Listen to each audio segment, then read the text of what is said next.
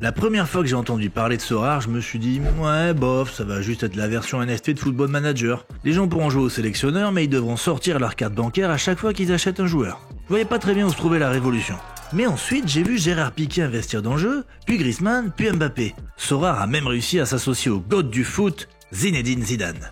Alors vous allez me dire que depuis 98, Zidane fait de la publicité pour tout et n'importe quoi, et que Sorare c'est juste un partenariat de plus dans son CV d'homme sandwich. Sauf qu'il n'y a pas que les footballeurs qui croient au projet. En septembre dernier, Sorare a fait la plus grosse levée de fonds de l'histoire de la French Tech avec 680 millions d'euros. Ça fait à peine 4 ans qu'ils existent, pourtant Sorare est déjà valorisé à plus de 4 milliards de dollars. À titre de comparaison, Ledger qui produit des hardware wallets pour tous les crypto-bros de la planète et qui est sur le marché depuis 2011 n'est valorisé que à 1,5 milliard de dollars. Alors j'ai voulu comprendre comment expliquer que Sorare continue à grossir en plein hiver crypto alors que la majorité des projets NFT se cassent la gueule. Comment un simple jeu de cartes NFT a pu conquérir des millions de joueurs, des centaines de ligues de foot et des dizaines d'investisseurs en l'espace de quelques années seulement? La réponse, c'est que la recette de Sorare dépasse largement le microcosme du foot. Ils ont inventé un nouveau business model et ce modèle est en train de révolutionner le monde des NFT.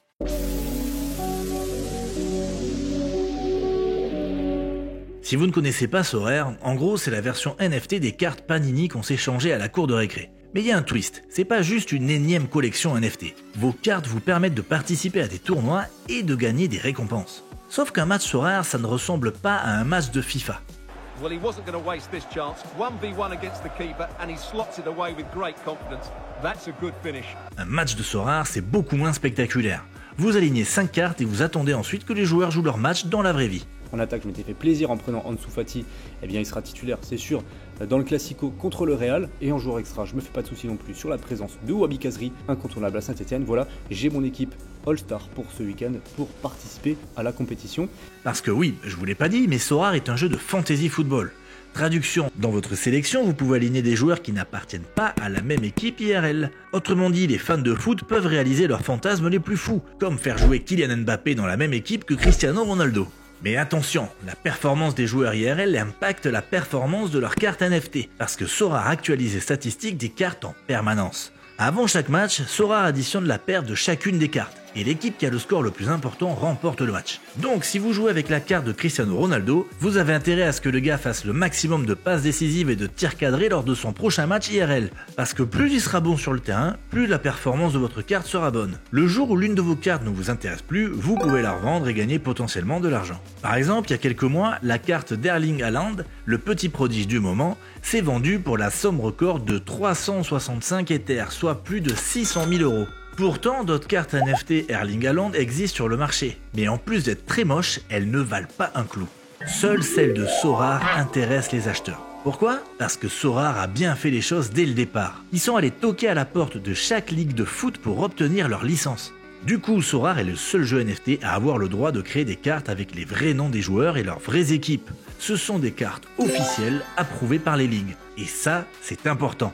Tout fan de foot qui se respecte grince des dents s'il doit jouer avec un Aldo Rigno pour Ronaldinho ou un Ziderme pour Zidane.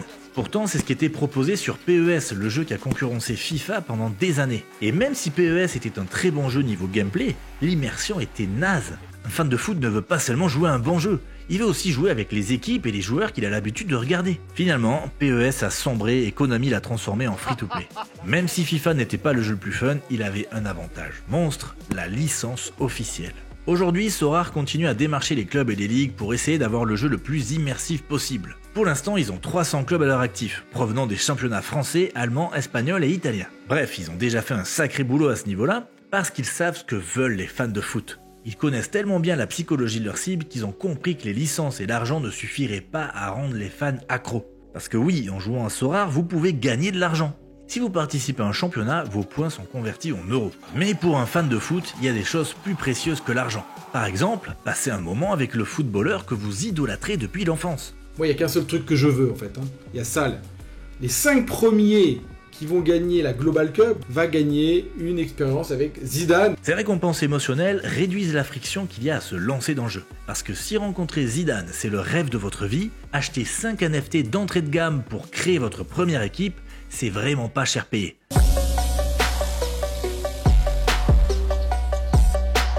La communauté des gamers déteste les jeux NFT. On va utiliser le jeu vidéo pour, encore une fois, essayer de gratter de la thune ici et là. Et où est le cœur du jeu vidéo ?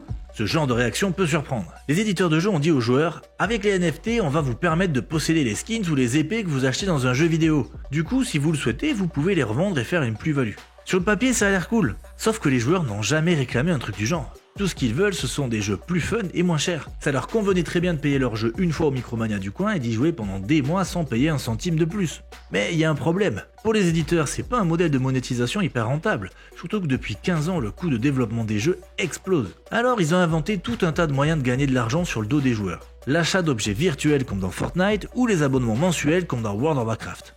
Du coup, pour un gamer, l'apparition des NFT, c'est juste la énième manière qu'ont trouvé les éditeurs pour les faire hacker. Pourtant, avec Sorare, certains joueurs paient parfois plusieurs milliers d'euros pour une carte. Et ça marche, il y a de plus en plus de joueurs sur la plateforme, et ces joueurs sont aussi accros à Sorare qu'à leur série Netflix préférée. Alors est-ce que c'est uniquement parce qu'ils rêvent de rencontrer Zidane ? Non.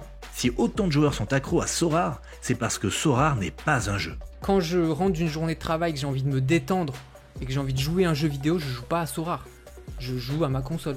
Pourtant, tout le monde classe Sorare dans la catégorie jeu NFT. Même les CEO de Sorare veulent à tout prix que leur plateforme soit considérée comme un jeu. Parce que si un jour elle se retrouve dans la case plateforme de paris en ligne ou jeu d'argent, elle va se retrouver avec une armée de régulateurs qui veulent encadrer son activité. Mais la réalité, c'est que les gens ne viennent pas sur Sorare pour le fun.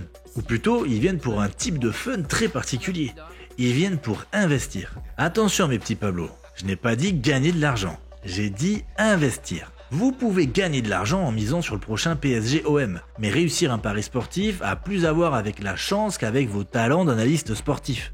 C'est hyper compliqué d'estimer la performance collective de 11 joueurs affrontant 11 autres joueurs. En plus, dans le foot, une équipe peut mener pendant 90 minutes et se prendre un but bêtement en fin de match. Alors ok, c'est pour ça que les supporters se tapent un grand 8 émotionnel quand ils suivent les matchs, et ça fait partie de la magie du foot. Reste que même si votre analyse des équipes est juste, votre pronostic du score final peut tomber à côté de la plaque. C'est ce qui rend les paris excitants, mais c'est aussi pour ça que la majorité des parieurs perdent de l'argent. Par contre, sur Sorare, c'est bien plus simple. Déjà, vous ne jouez pas avec 11 joueurs mais 5. Et surtout, on vous demande pas de prédire le score d'un vrai match avec sa part d'aléatoire. On vous demande seulement d'analyser la performance individuelle des joueurs que vous mettez sur le terrain. Alors bien sûr, ça peut arriver qu'un de vos joueurs ait l'habitude de performer et que ce jour-là, il joue comme un pied. Mais avouez que c'est beaucoup plus simple de miser sur les paires de 5 joueurs dont vous connaissez la carrière par cœur que de miser sur le score d'un match joué par 22 joueurs. Du coup, je ne vois pas les utilisateurs de Sorare comme des gamers, mais comme des investisseurs. Chaque semaine, vos cartes peuvent vous rapporter de l'argent ou des récompenses en nature, par exemple des billets pour le prochain match de Ligue 1.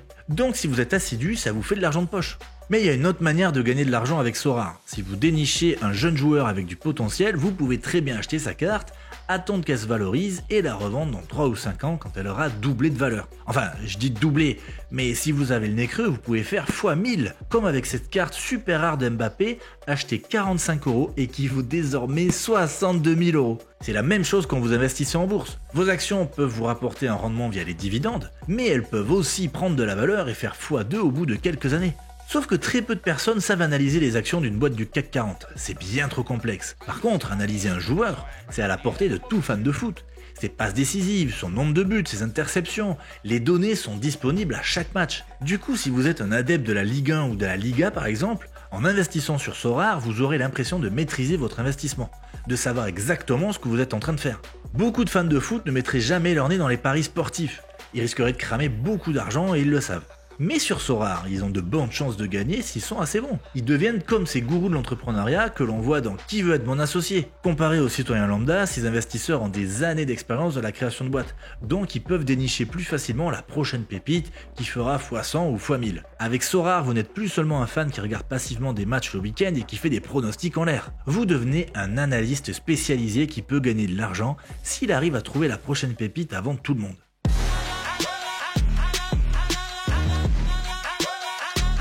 La recette de Sorare fonctionne tellement bien qu'ils attaquent déjà de nouveaux marchés, les fans de baseball et de basketball. Un choix qui va encore accélérer leur croissance vu que les communautés de ces sports sont gigantesques, surtout aux États-Unis. Mais le sport n'est pas le seul endroit où vous avez des hordes de passionnés. Prenez le vin par exemple. Des millions de personnes sur la planète dégustent des vins et claquent parfois des sommes astronomiques pour leur passion. Si vous ne me croyez pas, jetez un œil à la carte des vins la prochaine fois que vous allez au restaurant. Pourquoi pas créer une plateforme NFT qui permettrait à ces passionnés d'acheter les parts d'un cru ou d'un vignoble et de profiter de privilèges comme de dégustations privées? Le marché existe déjà, mais aujourd'hui, si vous voulez investir dans le vin, c'est hyper compliqué. Il vous faut de la place pour stocker le vin, vous avez des risques de contrefaçon et le marché est très peu liquide. Autrement dit, vous aurez du mal à revendre rapidement votre vin. Bref, pour l'instant, vous n'avez que des fans hardcore sur le marché. Mais un Sorare du vin pourrait tout changer.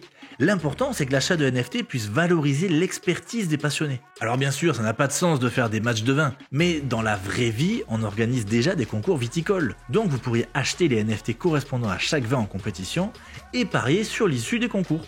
Les joueurs pourraient aussi pronostiquer le rendement des récoltes en fonction des aléas climatiques. La cote d'un vin NFT pourrait être indexée sur la cote du vin IRL, pour que le joueur qui a bien anticipé le marché puisse revendre son NFT à la hausse. Bref, en adaptant la gamification à chaque niche, Sorare peut transformer l'investissement en expérience addictive pour des dizaines de communautés.